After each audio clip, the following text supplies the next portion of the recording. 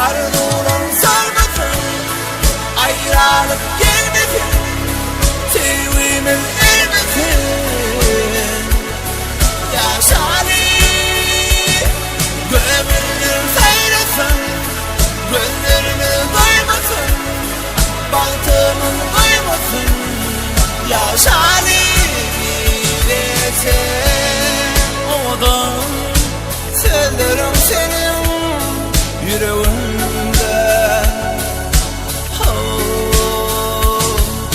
Sadece olsam, nedimle duysam, kuşama dorsam, senin için yatsam, olmadım keşfim yüreğimde.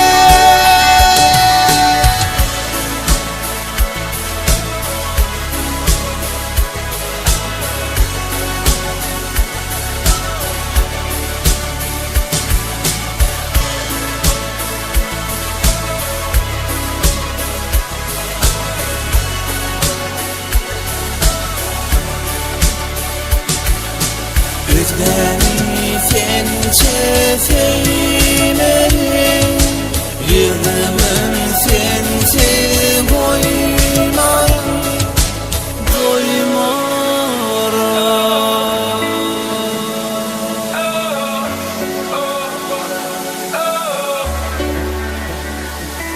Arzular sarmasın, ayrılık gelmesin, sevgimin ermesin.